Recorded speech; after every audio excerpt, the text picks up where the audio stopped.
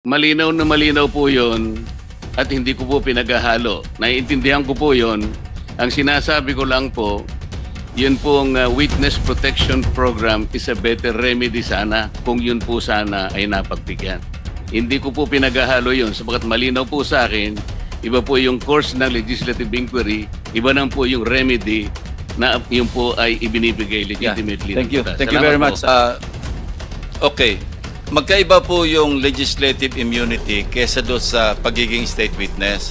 Yung legislative immunity does not extend to prosecution. Ang sinasabi lang natin, lahat ng sasabihin niya rito, maski incriminate niya yung sarili niya, hindi pwedeng gamitin sa kanya. Yun lang po yung legislative immunity. Yung sinasabi niyo po ay yung ma-admit sa witness protection program at pwede siyang tanggapin ng DOJ bilang isang ordinary witness or as an accused na pwedeng i-discharge ng korte as a state witness. Magkaiba po yun. Kaya huwag niyo pong paghaluin kasi wala po. Sandali lang po. Wala po tayong jurisdiction doon sa pag-admit sa witness protection program. Under the law, pwede lang tayo mag-recommend. Pero iba po yung pag-uusapan natin, legislative immunity which is implied or inherent sa Congress or sa Senate for that matter, na kasi meron tayong power of contempt, pwede i-extend yan sa power din to sa dito. Pero may mga ruling din po dito ang Korte Suprema. At wala naman pong nagdudulog sa Supreme Court. Ginagawa natin ito, as I said, for the longest time, wala naman pong nagko-question.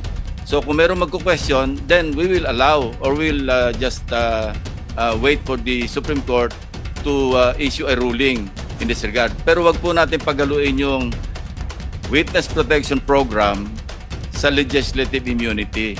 Domain lang po natin yung legislative immunity. Now, if anybody wants to question that authority or power, which is inherent, sabi ko nga, no, hindi ito klaro na may power tayo kasi wala naman po talaga sa batas. Pero sa US jurisprudence, meron po yan. Meron tayong pwedeng i-cite. At tayo naman po, minsan sumusunod sa, di ba, nakapattern po tayo sa United States pagdating sa mga jurisprudence. So gusto ko lang i-clarify na iba po yung sinasabi niyong witness protection program at being a state witness in the court of law kesa sa legislative immunity. Those are two different animals.